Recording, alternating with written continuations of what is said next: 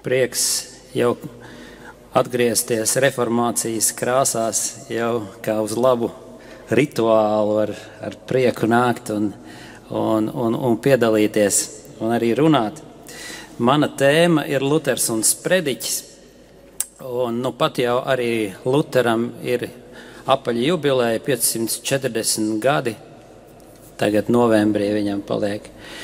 Un esmu izvēlējies šādu tēmu, un jāsāk ar to, ka ir viens veids, kā aplūkot reformāciju, aplūkot to kā sprediķošanas, kā sludināšanas kustību. Nebija jau tā, ka viduslaikos nesprediķoja. Protams, ka sprediķoja. Īpaši dominikāņu mūki izcēlās kā apkārt staigājoši sludinātāji.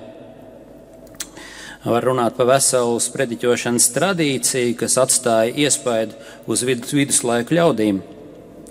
Atcerēsimies kaut vai indulgenču pārdevēja Johana Teceļa sprediķošanu. Mēs dzirdējām šo te pantiņu, ko iespējams Blaufus bija atzējojis, ar ko Tecels staigāja apkārt un pārdeva indulgences.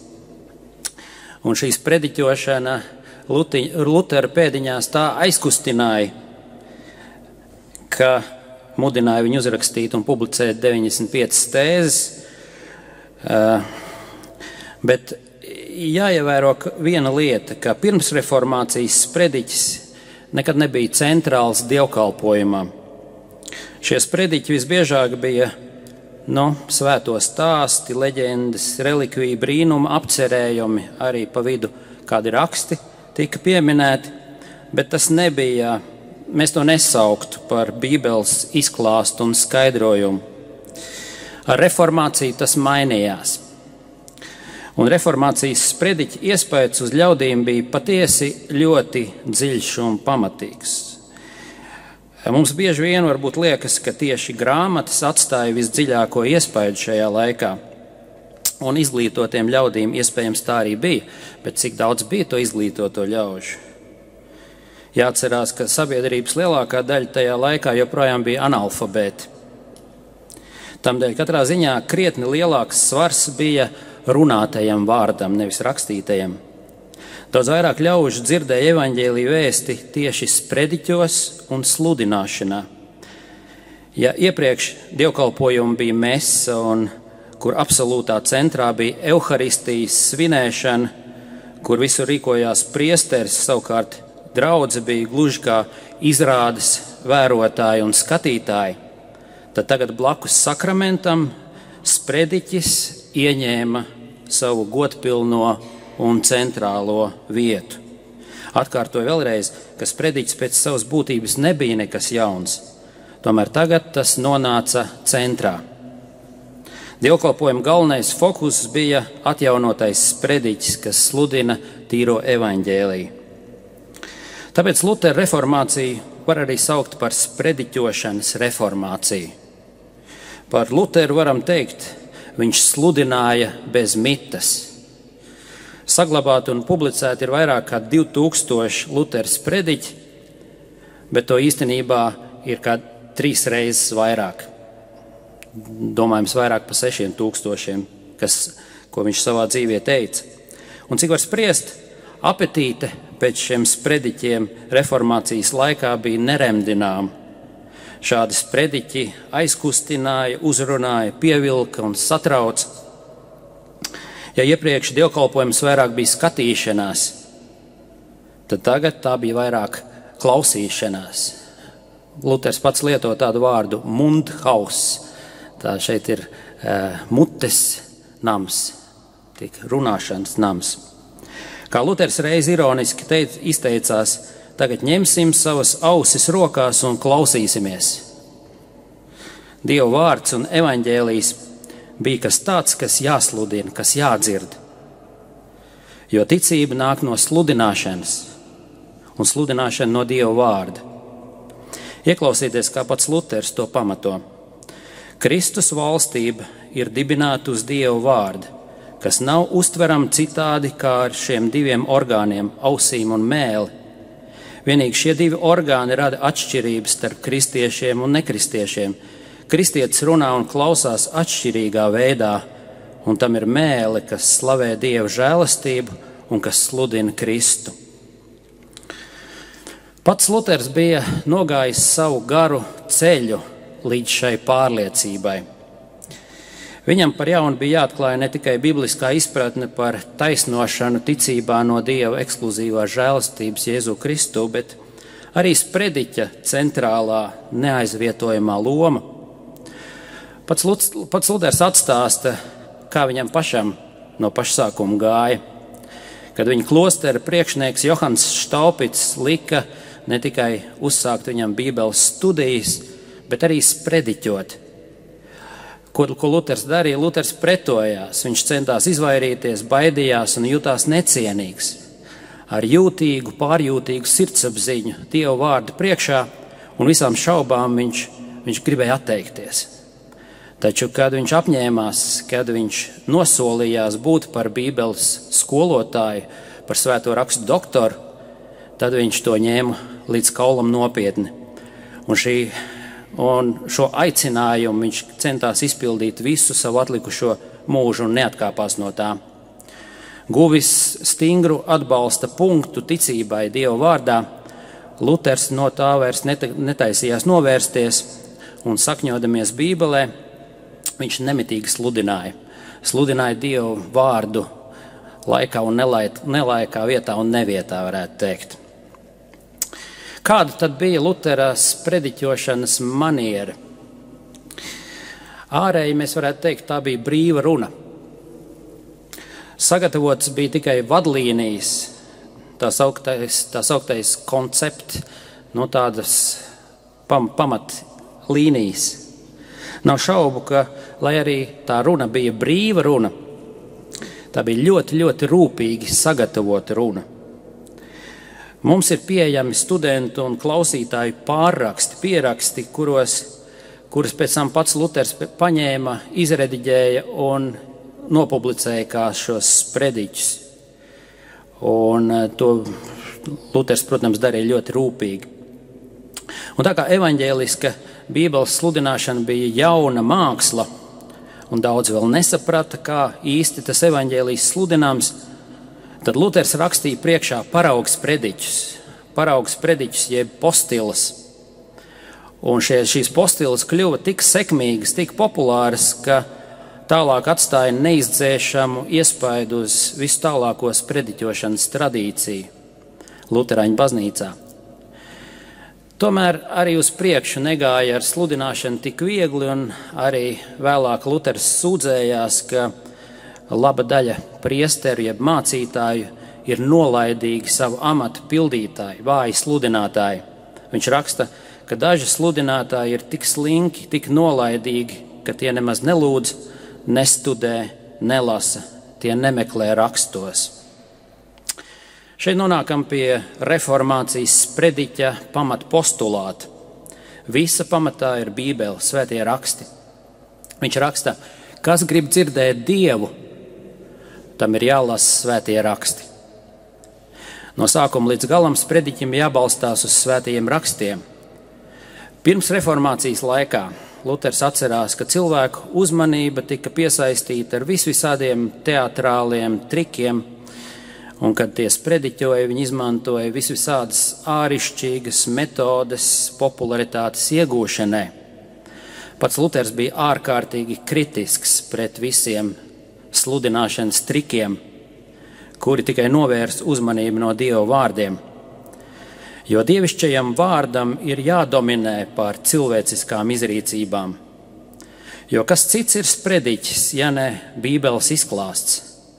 Ko ļaudīm jāatcerās, kad viņš ir noklausījies sprediķi? Tikai un vienīgi Dieva vārdu. Tas ir svarīgākais. Arī reformācijā notika cīņa par klausītāju uzmanību. Tomēr cilvēku sirdis bija jāiekaro nevis ar cilvēciskiem līdzekļiem, bet ar Dieva vārda rūpīgu, kārtīgu un pārliecinošu izklāstu. Luters īpaši augstu vērtēja tos, kas Dieva vārdus prata runāt uz tautas sirdi skaidri, vienkārši un tieši. Viņš saka, labākie sprediķotāji ir tādi, kas māca vienkāršāk, bērnišķīgāk, tautiskāk. Viņš saka, sarežģītas domas būtu jāapspriež privāti ar gudrajiem. Viņš saka, kad es sprediķoju, savos sprediķos es nedomāju par Melanchtonu, Bugenhagenu, Jonasu, saviem darba biedriem. Viņi zina šīs lietas labāk par mani, jo es nesludinu viņiem, bet mazajam Hansam un Betiņai. Es neskatos uz maģistriem un doktoriem, kur te klāt varbūt nav vairāk par 40, bet uz simtiem un tūkstošiem jaunu cilvēku un bērnu. Tiem es sludinu, tiem es gribu sev veltīt. Nav šaubu, Luters pats bija lielisks orators, lielisks stāstnieks. Pats viņš esot turējis oratora Kvintiliāna retorikas grāmatu uz savu naktsgaldiņu. Retorikas studijas ar viņa gādību tika atjaunotas Vitsenbergas studiju programmā 1518. gadā. Bet tā bija tikai teorija, tas bija rīks, kam jākalpo augstākam mērķim. Vārda mākslai bija jākalpo tīrā evaņģēlija pasludināšanai. Retorika vienmēr ir pakārtota pašam tekstam un tai jākalpo, lai ievilktu klausītājus iekšā Bībeles tekstā, lai tie attaptos kā evaņģēlija notikumu līdzdalībnieki. Gramatika un retorika gan palīdzēja, lai runa būtu mērķtiecīga, lai svarīgākais tiktu izcelts. Tomēr virsmērķis vienmēr palika, kā viņš teica, svētā gara gramatika, svētā gara retorika, kurā personiski cilvēks tika konfrontēts ar viņa grēku un kas ļāva cilvēkiem sastapt pestītāju. Luteram bija svarīga šī dzīvā iesaiste, lai Bībeles tēli kļūtu dzīvi, it kā pazīstami, it kā viņi būtu mūsu laika biedri, lai Bībele arī mūsu dzīvi un mūsu ticības pieredzi paskaidrotu, ilustrētu. Tajā ziņā izšķiroši svarīgs ir pats Bībeles teksts vai Dieva vārda teksts, kas kontrolē sprediķi. Tekstam ir savs valodas plūdums un sava dinamika. Luters brīdina, lai nekāds cits plūdums, cita dinamika no ārpuses neuzkundzējās Bībeles tekstam. Tādā veidā sprediķis nozīmē cītīgi domāt pakaļ Dieva domas, centīgi runāt pakaļ Dieva vārdus, neatkāpjoties no teksta ne pa labi, ne pa kreisi. Ja tev ienāk prātā doma, viņš raksta, lai cik tā būtu brīnišķīga un svēta, un tev tā izliktos gluži vai eņģeliska, tad ielūkojies rūpīgāk, salīdzini ar Dieva vārdiem, vai tā ir pamatota svētajos rakstos, un vai Dievs to ir sacījis, pavēlējis, iedibinājis vai nē. Jo pārāk bieži par Dieva vārdu tiek uzdots tas, kas ne izteiksmes, ne jēdzienu ziņā neatbilst svētajam garam. Un ja tas neatbilst Dieva vārda garam, tas nevar dot īsto drošību un īsto pārliecību ticības lietās. Tātad viena lieta ir skaidra, ko viņš saka. Mācītājiem jābūt pārliecinātam, ka viņš sludina tīru Dievu vārdu. Ja mācītājs nav pārliecināts, ka Dievs šādi runā caur viņa muti, tad būtu labāk, lai tas cieš klusu. Luters kādā vietā saka, ka sprediķotājam pēc sprediķa pat nebūtu jālūdz grēku piedošana. Tik lielai jābūt šai pārliecībai. Kāpēc nav jālūdz piedošana? Jo tas, kas izskanējis, nav vis mans vārds, bet gan Dieva vārds. Bet kas tā nespēja sacīt par savu sprediķi, tam ir jāatstāj sprediķošana mierā, jo tāds tikai nolieks un zaimos Dievu. Ko tas nozīmē? Vai tas nozīmē, ka mācītājam būtu kāda tieša un nekļūdīga iedvesma no augšienes? Nebūtu nē. Luteram pasludinātais ir Dieva vārds tikai tik tālu, cik tas sludina Bībelē uzrakstīto un dokumentēto vārdu.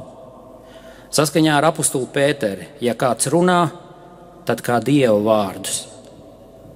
Tas ir jāsaprot tā, ka sludinātāja pārliecība balstās uz Dieva vārda dominanci pār viņa paša domām, pār viņa paša vārdiem, pār viņa paša runām. Sludinātājiem vienmēr ir jābūt tikai un vienīgi, kā mēs sakam, Dieva vārda kalpam. Viņam vienmēr ir jāpaliek sevi apakš Dieva vārdiem, un ikviena doma ir jāpakļauj Kristum.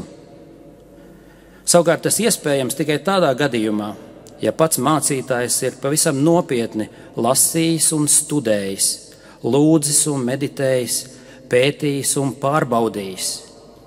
Tātad ļoti dziļi iedziļinājies un izpratis Bībeles tekstu. Arī pašam Luteram negāja tik viegli. Viņam nevienmēr pilnā mērā izdevās pasludināt Bībeles tekstu. Viņš raksta, cik bieži esmu sludinājis ļoti vāji. Es sludināju tik vāji, ka sevi apkaunoju un sev sacīju nokaunies.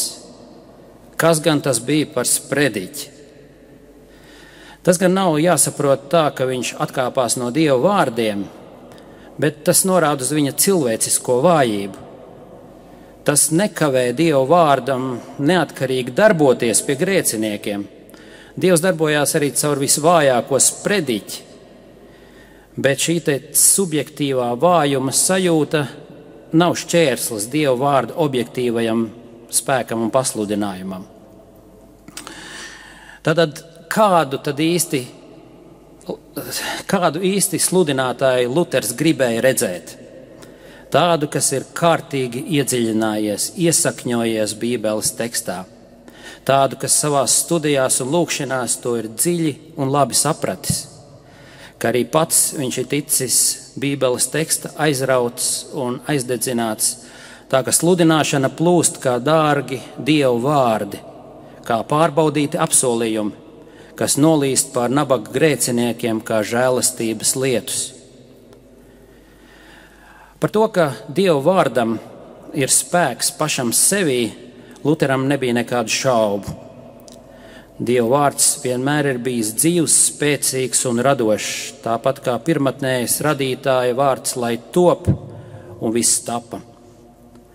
Kaut arī cilvēka ausīs tas var izklausīties kā tukši vārdi, kā skaņa, kas izplēna gaisā, tad cilvēkam liekas, nekas tur nenotiek, tas neko nemaina. Tad tomēr mums ir jābūt drošiem, ka Dieva vārdam piemīt neaptverams spēks, ka tas ir, kā Luters saka, lielāks par debesi un zemi, stiprāks par nāvi un elli. Dievs runā un lietas notiek. Luters saka, Dieva vārds rada realitāti. Kad saule lec un saule riet, kad augļi briest un cilvēki dzimst, tā ir Dieva runa. Kad kalni dreb, valstis un valdības satricinātas un pasaules pamati sakustās, tad tā ir Dieva runa. Tālāk Luters aicina nenovērtēt par zemu Dieva vārdu. Dieva vārds nav tā kā cilvēku vārds. Tas ir brīnišķīgs un varens vārds, kas cilvēkam ir jādzird, jātic un no sirds tam jāpieķerās. Un šādus te varenus Dieva vārdus Dievs ir lēmis likt cilvēka mutē. Cilvēki gan mēdz spriest, ja es vien dzirdētu kungu, ja es vien dzirdētu Dievu, debesu un zemes radītāju, tad es skrietu kaut līdz pašai zemes malai. Klausies, brāl, saka Luters, debesu zemes radītājs uz tevi runā caur maniem sludinātājiem. Luters daudzkārt atkārto šo pašu domu, ka Dievs ir licis savu vārdu mācītāju un arī parastu kristiešu mutēs. Protams, cilvēkiem to ir ļoti grūti noticēt. Ārēji šķiet šim vārdam nav nekāda spēka, tas neko nepaveic. Arī ticīgie ir kārdināti lūkoties sevi un savās sajūtās. Arī mācītājs kādreiz šaubās, vai viņš runā pietiekami izjusti, vai viņš rada īstās emocijas. Taču Luters noraida visu šo reliģiskās temperatūras mērīšanu, un viņš saka, vai es jūtu to vai nē. Dieva vārds vienmēr paliek patiess un uzticams. Un vēl viens citāts, kas apstiprina šo lielo privilēģiju un autoritāti, ko Dievs cilvēkiem uzticējis. Ja tikai man būtu iespēja pašam personiski dzirdēt Dievu runājam, es būtu gatavs skriet uz to vietu kaut vai ar asiņainām pēdām.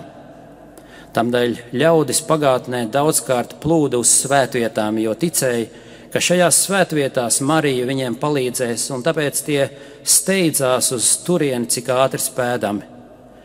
Un ja kāds tajā pašā laikā paziņoja, bet es zinu vietu pasaulē, kur Dievs runā, un kur ikvienam ir iespēja dzirdēt Dievu, un ja es tur aizietu, es tur redzētu un dzirdētu nabaga mācītāju, kas tur kristī un sludina, un ja tad kāds man sacītu, šī ir tā vieta, šeit Dievs runā ar mācītāju balsi, tāpēc, ka viņš nes Dievu vārdu tev, tad es sacītu, esmu piekrāpts, es redzu tikai mācītāju. Taču klausieties uzmanīgi, jo es jums saku, jums šeit ir doti Dieva vārdi baznīcā, grāmatās, jūsu mājās. Tas ir tikpat drošs Dieva vārds, ja pats Dievs šeit stāvētu un jums to sacītu. Jūs dzirdat šo pretenziju uz Dieva vārda dievišķo autoritāti. No kurienes šāda pārliecība, ka mācītāja mute var būt Dieva mute? Daudziem šodien tā liekas problemātiski. Tomēr ne jau tikai mūsu apātiskā, vienaldzīgā un agnostiskā laikmetā šāds autoritātes jēdziens liekas, iedomīgs vai arogants, ko tas mācītājs iedomājās. Šī dilēma patiesībā ir veca kā pasaule. Arī pašam Jēzum taču iebilda un prasīja, kādā varētu uzstājies. Arī Luters ar Dieva vārda autoritāti nošokēja pāvestu un imperatoru, visu vakaru Eiropu. Lielais humanists Erasms aicināja reformātoru, vai tu nevarētu mazliet pieklust un neuzstāties ar tik lielu pārliecinātību un autoritāti. Taču Luters, kad viņš dzirdēja šo iekšējo jautājumu, vai tev vienam ir taisnība un visi pārējie kļūdās, viņš to uztvēra par velna kārdinājumu, jo jautājums jau nebija par cilvēku domām un viedokļiem, bet gan par Dieva vārdu. Dieva vārdu, kam ir visaugstākā vērtība debesīs un virs zemes. Dievišķā autoritāte ir balstīta Jēzus vārdos, kurš māca, kas klausa jūs, tas klausa mani. Kas atraida jūs, tas atraida mani.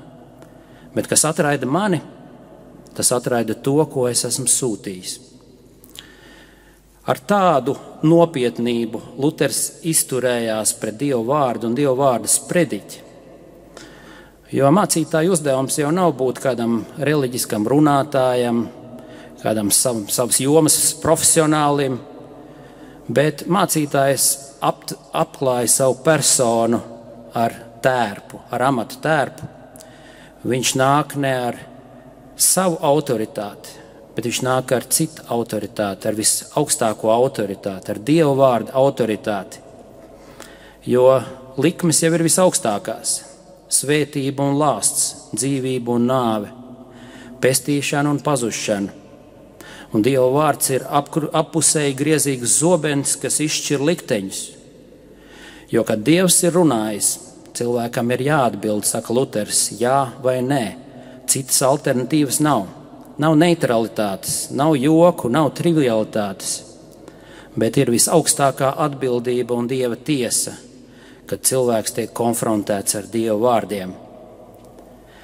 Tāpēc mācītājiem ir jārūpējās, tik ļoti jārūpējās, lai viņš sludinātu tieši Dieva vārdus. Jo Luters raksta, ka nav lielāka ļaunuma virs zemes kā maldu mācītājs. Tas ir ļaunākais cilvēks virs zemes. Tam nelīdzinās neviens zaglis, slepkava vai neģēlis šai pasaulē. Viņi nav tikai ļauni, viņi nav tikpat ļauni kā sludinātājs, kas valda Dieva vārdā, vedot ļaudis elles dzīlēs ar savu aplamo sludināšanu. Tādi nopietni brīdinājumi vārdi no Lutera puses. Bet tagad mēs nonākam vēl vairāk pie saturiskās puses sprediķim. Un te mēs saprotam, ka sprediķa mērķis ir tieši dot šo stipro, nesatricināmo Dieva vārda klints pamatu, uz kā ticīgajam būvēt savu ticību un dzīvi. Mēs jau minējām, sprediķa galveno saturu veido Bībele, Dieva vārds.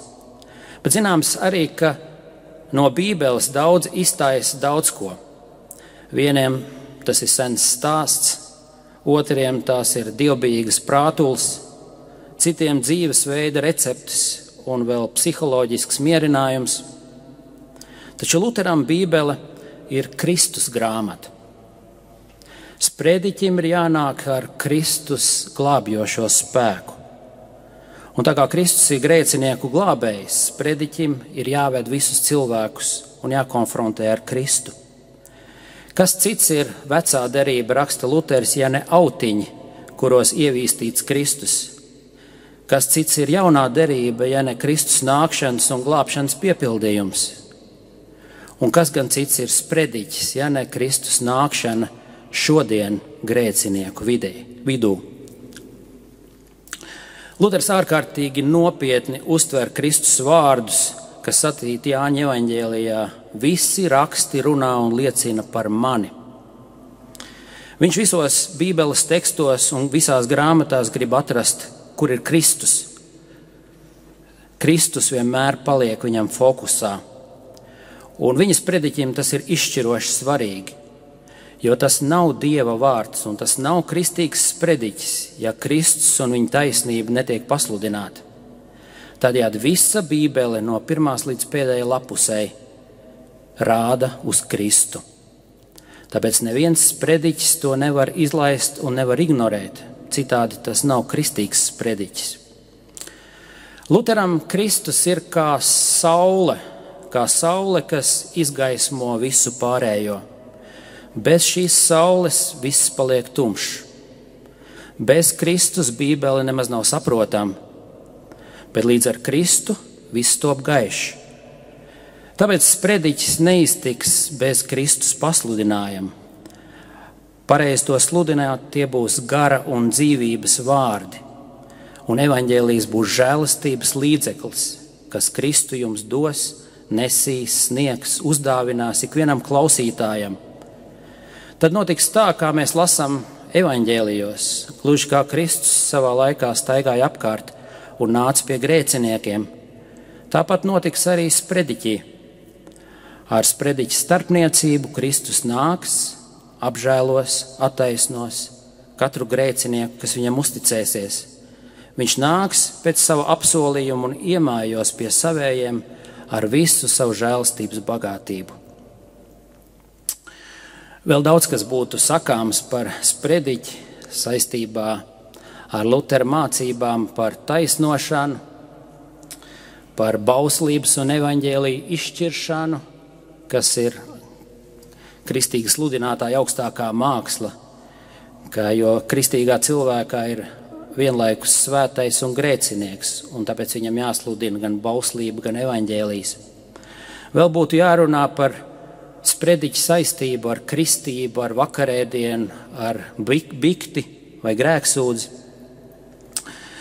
Vēl būtu jārunā par to, cik ļoti Luters uzsver šo momentu, personīgo momentu, kad evaņģēlijs tiek dots tieši tev, par tevi, tavā labā, tevis dēļ tas viss ir noticis. Luteram tas ir ļoti liels uzsvars viņas sprediķos. Bet šoreiz, diemžēl, tam visam neatliks laika, jo temats ir pārāk plašs un mans iespējas ierobežotas. Bet nobeidzot, es gribu vēlreiz atgriezties pie šīs domas, ka Nebūtu pareizi uzsvērt reformāciju vienīgi tikai kā lielās grāmatniecības pavērsienu punktu un lielo grāmatniecības notikumu, un tas noteikti tāds bija. Lielā bībeles tulkošana un izplatīšana, skolas un bibliotekas, analfabētismu novēršana un tā tālāk un tā joprojām. To visu mums ir jāpatur prātā, kad domājam par reformācijas atgriešanos pie Dieva vārdiem. Bet vēsturiski skatoties, mums ir jāuzlūko reformācija kā sprediķa un dievvvārda sludināšanas kustība.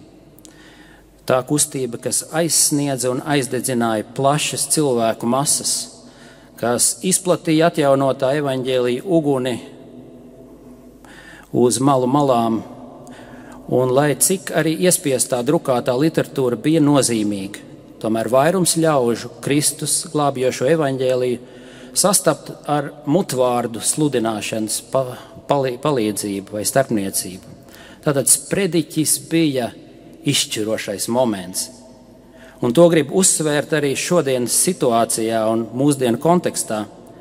Daudz kas liecina mums apkārt, ka izglītība un lasīt prasme šodien nevis progresē, bet regresē.